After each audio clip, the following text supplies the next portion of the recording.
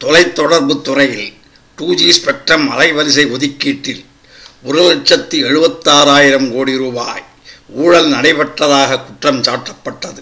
முன்னாள் மத்திய அமைச்சர் ராசா கைது செய்யப்பட்டுள்ளார். ஸ்பெக்ட்ரம் ஊழல் தொடர்பாக சுப்பிரமணிய சுவாமி நீதிமன்றத்திலும் CBI நீதிமன்றத்திலும் வழக்குகள் தொடர்ந்துள்ளார். 5/2/2011 அன்று சுப்பிரமணிய சுவாமி தொடர்ந்த வழக்கு விசாரணை நீதிமன்றத்தில் நடந்தது. அப்போது கருணாநிதியையும் ஸ்பெக்ட்ரம் ஊழல் வழக்கில் குற்றவாளியாக சேர்க்க வேண்டும் என்று அவர் வாதாடினார். இதற்காக தனி மனுவையும் தாக்கல் செய்ய தயார் என்று அவர் அறிவித்தார். இது தொடர்பான செய்திகள் நாடு முழுவதும் பத்திரிகைகளில் முக்கியத்துவம் கொடுக்கப்பட்டு செய்தி வெளியானது.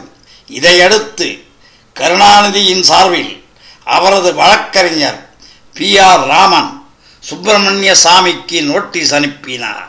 கருணாநிதியின் பெயருக்கு களங்கம் ஏற்படுத்தும் வகையில் உள்நோக்கத்துடன் வேண்டுமென்றே விளம்பரத்திற்காக சுப்பிரமணிய சுவாமி ஸ்பெக்ட்ரம் விவகாரத்தில் சம்பந்தப்படுத்தியுள்ளார். எனவே 24 மணி நேரத்திற்குள் சுப்பிரமணிய சுவாமி மன்னிப்பு கேட்க வேண்டும், இல்லையென்றால் அவர் மீது அவதூறு வழக்கு தொடரப்படும் என்று நோட்டீஸில் கூறியிருந்தார். சுப்பிரமணிய சுவாமியின் சென்னை இல்ல முகவரிக்கு அந்த நோட்டீஸ் அனுப்பி வைக்கப்பட்டது. பத்திரிகைகளுக்கும் நோட்டீஸ் விவரங்கள் வழங்கப்பட்டன. இதற்கு சுப்பிரமணிய சுவாமி பதில் அளிக்கும் போது, இந்த விவகாரம் நீதிமன்ற உரிமை பிரச்சனையாகும்.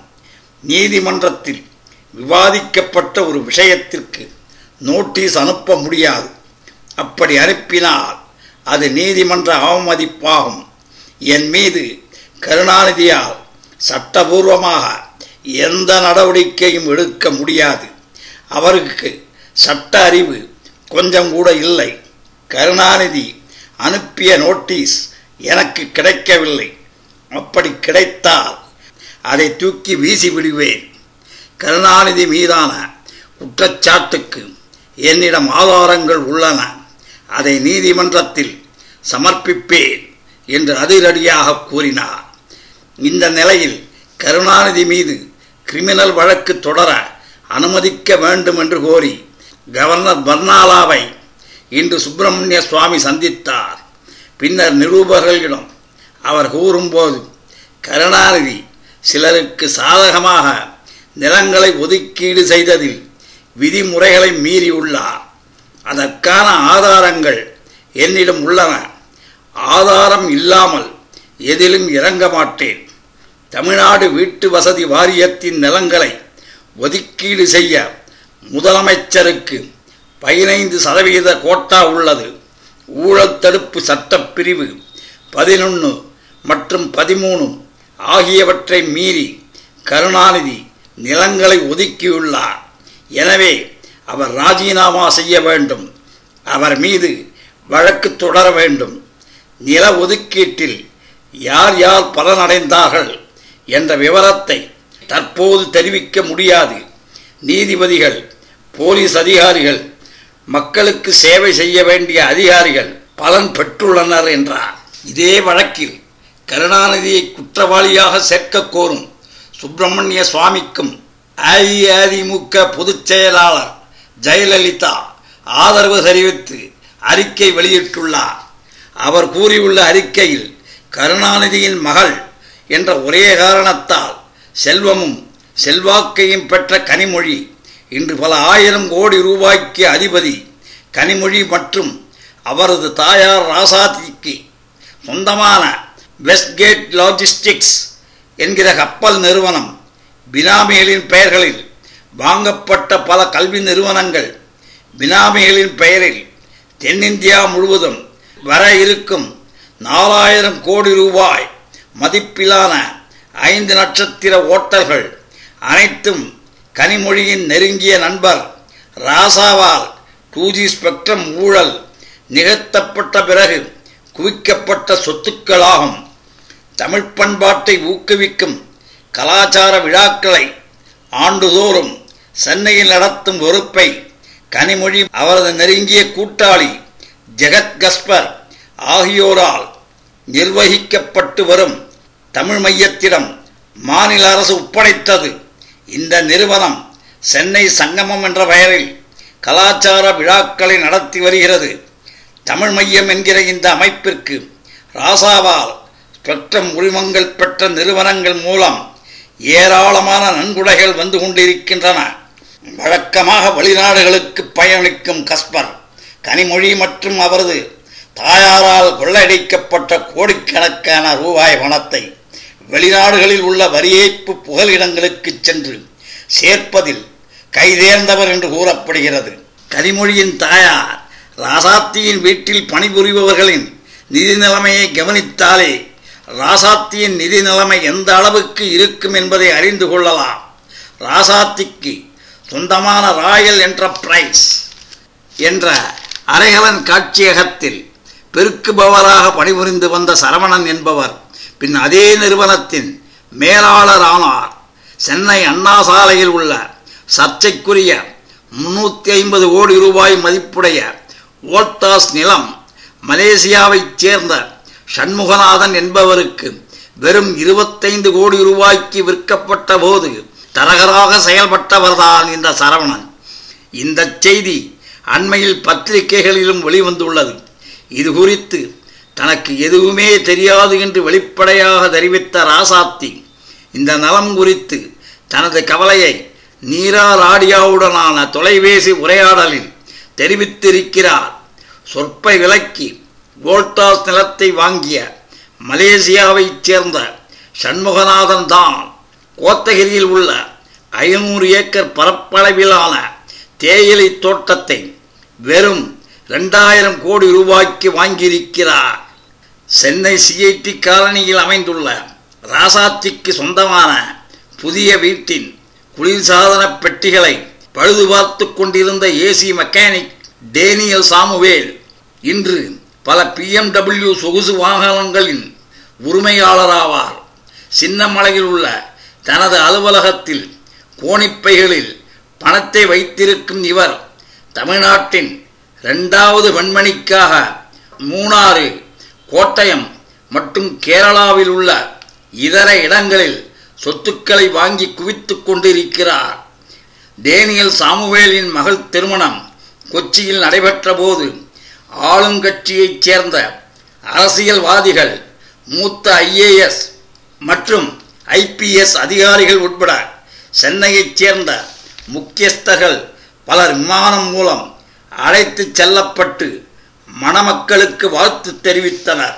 1 லட்சம் ரூபாய் முதலீட்டில் துவக்கப்பட்ட சென்னையைச் சேர்ந்த ஜெனிக்ஸ் எக்ஸிம் என்ற நிறுவனம் ராசாவின் தயவால் பயனடைந்த நிறுவனங்களில் ஒன்றான ஸ்வான் டெலிகாம் தற்போது எடிசலாட் டிபி நிறுவனத்தின் 380 கோடி ரூபாய் மதிப்பிலான 57 விழுக்காடு பங்குகளை தன் வசம் வைத்திருந்தது.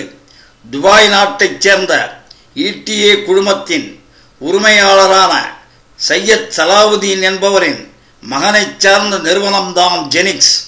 1970களிலிருந்து கருணாநிதியுடன் நெருங்கிய உறவு வைத்திருப்பவர் சையத் சலாவுதீன். விஞ்ஞானபூர்வமாக ஊழல் செய்வதில் வல்லவர் என்ற பட்டத்தை கருணாநிதிக்கு அளித்த சர்க்காரியா கமிஷன் அறிக்கையில் இந்த ஊழல்களில் சையத் சலாவுதீனின் ஈடுபாடு குறித்த விவரமும் இடம்பெற்றிருக்கிறது. கருணாநிதி ஆட்சியில் கட்டப்பட்ட பெரும்பாலான பாலங்கள், கோட்டூர்புரத்தில் அமைந்துள்ள புதிய நூலக கட்டடம், சென்னை தலைமைச் செயலக கட்டிடம் ஆகியவற்றை கட்டுவதற்கான பொறுப்பு இந்த ETA குழுமத்திடம்தான் ஒப்படைக்கப்பட்டது. முதலில் 450 கோடி ரூபாய் மதிப்பில் புதிய தலைமைச் செயலகம் கட்டப்படும் என்று அறிவிக்கப்பட்டது. பென்னாகரம் இடைத்தேர்தலின் போது 750 கோடி ரூபாய் மதிப்பிலான கட்டிடம் என்று தலைமைச் செயலக கட்டிடத்தை பற்றி கருணாநிதி குறிப்பிட்டார்.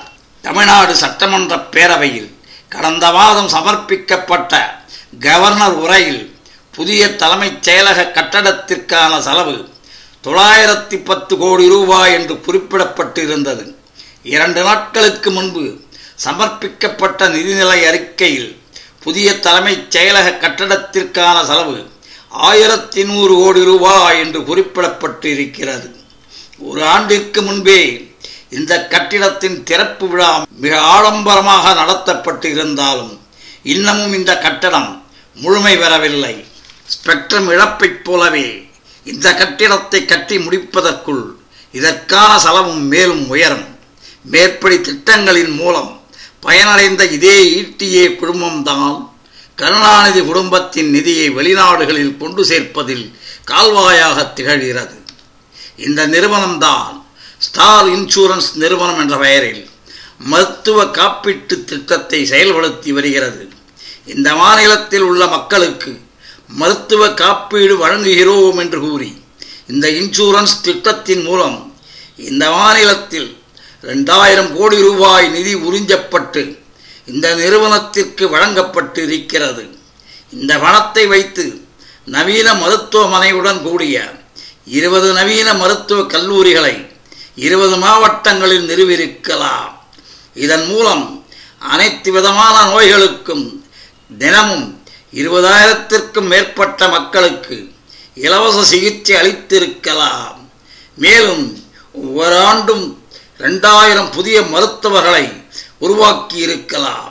ஸ்பெக்ட்ரம் ஊழல் புலன் விசாரணையில் ஈடுபட்டுள்ள மத்திய புலனாய்வுத்துறை, அமலாக்க இயக்கம் மற்றும் வருமான வரித்துறை ஆகியவற்றைச் சேர்ந்த அதிகாரிகள் தங்களுடைய கடமையை பாரபட்சமின்றி அச்சமின்றி செய்தால் ஸ்பெக்ட்ரம் ஊழல் மூலம் மிகப்பெரிய தொகையை சட்டவிரோதமாக பெற்ற கனிமொழி ராஜாத்தி மற்றும் சாட்சாத் கருணாநிதி உள்ளிட்ட அவரது குடும்பத்தினர் அனைவரும் சிறைக்கு பின்னால் கம்பிகளை எண்ண வேண்டி வரும்.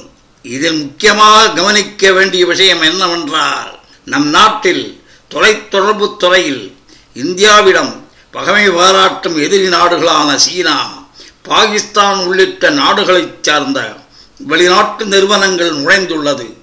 நமது தேசத்தின் இறையாண்மைக்கும் பாதுகாப்பிற்கும் ஒருமைப்பாட்டிற்கும் ஆபத்து விளைவிக்கும் விதமாக அமைந்துள்ளது மிகுந்த கவலையை அளிக்கிறது. கருணாநிதி குடும்பத்தினரின் தேவையை பூர்த்தி செய்த கைப்பாவையாக கருவியாக செயல்பட்டவர்தான் ராசா. இதன் பின்னணியில் உள்ள முக்கியஸ்தர்களும் சட்டத்தின் முன் நிறுத்தப்பட வேண்டும். 2G ஸ்பெக்ட்ரம் ஊழல் விசாரணையின் ஒவ்வொரு பகுதியையும் திருப்பத்தையும் உச்ச நீதிமன்றம் கண்காணிப்பதால் நிதி நிலைநிறுத்தப்படும் என்றும் கொள்ளையடிக்கப்பட்ட பணம் முழுவதும் திரும்ப மீட்கப்படும் என்றும் குற்றவாளிகள் சட்டத்தின் முன் நிறுத்தப்படுவார்கள் என்றும் நான் நம்புகிறேன். அதே சமயத்தில் மத்திய புலனாய்வுத்துறை மற்றும் இதர புலனாய்வு அமைப்புகளுக்கு சுதந்திரமாக செயல்படுவதற்கு இதுபோன்ற பரவலான அதிகாரங்கள் வழங்கப்பட்டு உள்ளதா என்பதுதான் தற்போதைய கேள்வி. மேற்கண்ட சூழ்நிலைகளின் அடிப்படையில் அரசியல் வேறுபாடுகளை கடந்து மற்ற எதிர்க்கட்சி தலைவர்களுடன் இணைந்து இந்த இமாலய ஊழல் குறித்து விசாரிக்க நாடாளுமன்ற கூட்டுக்குழு அமைக்கப்பட வேண்டும் என நான் தொடர்ந்து வலியுறுத்தி வருகிறேன். இந்த ஊழலில் மறைப்பதற்கு எதுவும் இல்லை என்று காங்கிரஸ் தலைமை கருதினால் நாடாளுமன்ற கூட்டுக்குழு அமைக்கப்பட வேண்டும் என்ற நியாயமான கோரிக்கையை ஏற்க வேண்டும். இவ்வாறு ஜெயலலிதா தனது அறிக்கையில் கூறியிருக்கிறார். அரசியல்வாதிகள் எப்படியெல்லாம் பகற்கொள்ளை அடிக்கிறார்கள் பார்த்தீர்களா? எனது இனிய இந்திய மக்களே, அறிவுபூர்வமாக சிந்தித்து உங்களை ஆள நல்லவர்களை தேர்ந்தெடுங்கள். நன்றி, வணக்கம். Definitely nothing legally wrong in that. And if you see Karnataka's statement also, he doesn't mention anything about Supreme Court. He just says that a defamation case will be filed against Subramanian Swamy for using his name, for talking about him in the media. So obviously that's the line legally which Mr. Karnataka has also taken.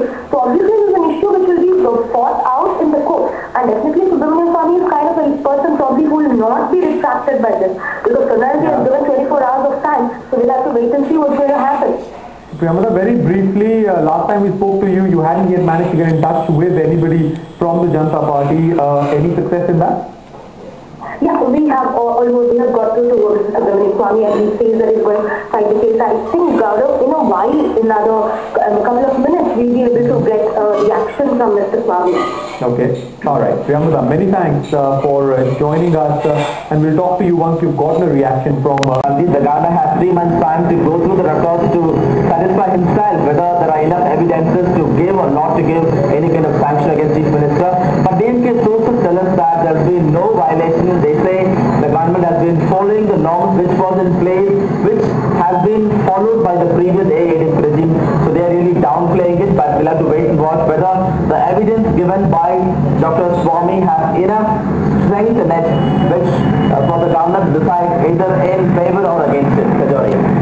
Thank you so much, Sam, for joining us with those details. Maharashtra, the Chief Minister resigned. I would like Fadnavis to resign today and wait till he is proved right. And if he is proved right, then he has many provisions in the law by which he can litigate himself against me. But the fact of the matter is that he is sitting onto the chair.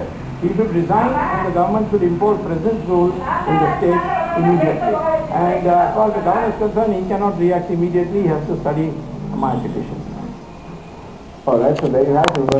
Which was announced in the floor of the assembly by the governor himself. So I hardly expect any major action or anything major to happen from the governor's side on this particular case, because we know the kind of relationship they share, and now at this point of time, obviously when the election is around the corner, the DMK chief cannot afford for any kind of action to be taken against him, because that is boomerang, and it will obviously give space for the opposition to cry foul, and he cannot afford to do it at the time of elections now. Alright, so basically Subramanian Swamy, another pink trick from his side for International for time. Thanks a lot for joining us. Priyamvada, we'll of course leave it on the issue. Let's tell you more about the case which is from Swamy to meet the governor. Headline today's first was the story of a mayor's plot getting 2 prime plots of land in Chennai under the Chief Minister's discretionary quota. And the benevolence was shown to the man just because he is believed to be a close aide of former Chief Justice of India, K.G. Balakrishnan. Here's Headline today's exclusive report.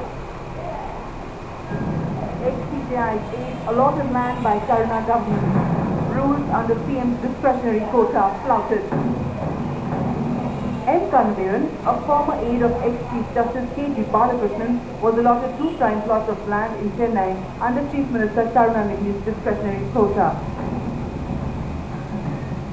Documents with headline today show that Kannabiran was allotted land just the day after he submitted his application to the Tamil Nadu Housing Board. Kannabiran applied for land in Nolambur on 7 February 2008.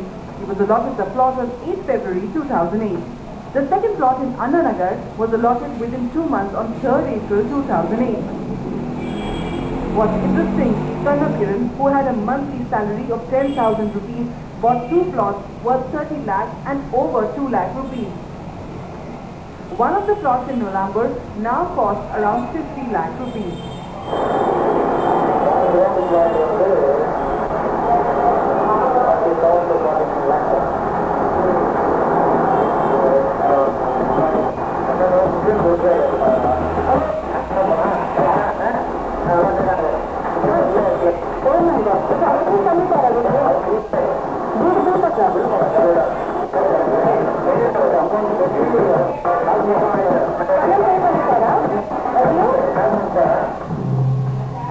As per the Chief Minister's discretionary quota, a single person cannot be allotted more than 1 plot of land. But in Kannabiran's case, this rule was grossly violated. Kannabiran was allotted land under the quota for blemishless government employees. It's not clear how he qualified for it. Also, Kannabiran was not even working in Tamil Nadu at the time he was granted the land. The fact that this employee whose salary is 10,000 rupees a month is buying plots worth 30 lakhs or more, which he clearly cannot afford from his income, and gives rise to a strong suspicion as to whether these plots are really his own, meant for him, or whether they are benami of somebody else. There was no trace of Kannabiran after he took voluntary retirement.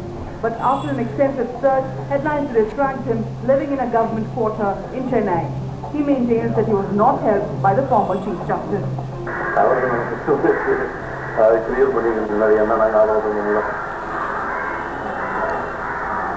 இதெல்லாம் எந்த rules regulation நமக்கு கரெக்டாக நாங்கள் அமைக்கிறோம். அதுக்கப்புறம் தான் சொல்கிறாங்க ஐயோங்கிறாங்க. ஐயோ வந்து பெரிய வழியான பார்க்கலாம். மற்றபடி தெரிஞ்சு அவன் சப்போர்ட் பண்ண மாட்டான். நம்மளுக்கு அவருக்கு சம்மந்தம் கிடையாது. அதாவது நீங்கள் மெட்ராஸில் டோட்டல் இந்தியாவில் எல்லா இடத்துலையும் ஒரு குரூப் இருக்குது. யாராவது ஒரு ஆளை பிடிச்சி நோண்டணும்னா நோண்டிக்கிட்டே போகிறது அந்த மாதிரி ரொம்ப பண்ணிட்டு இருக்காங்க. தவிர அந்த அளவுக்கு நமக்கு ஒரு சம்மந்தம் கிடையாது. The document available with us raises some crucial questions. Why were 2 plots allotted to an office assistant of former CBI Justice K.G. Balakrishnan? Also, is Kannabiran the real beneficiary? How was he able to offer so much money on these 2 plots? Well, we only hope justice is done in this case too. With Harisar Baveja in Delhi and camera person Sujat, this is Priyamada in Chennai for Headlines Today. So far there is no response.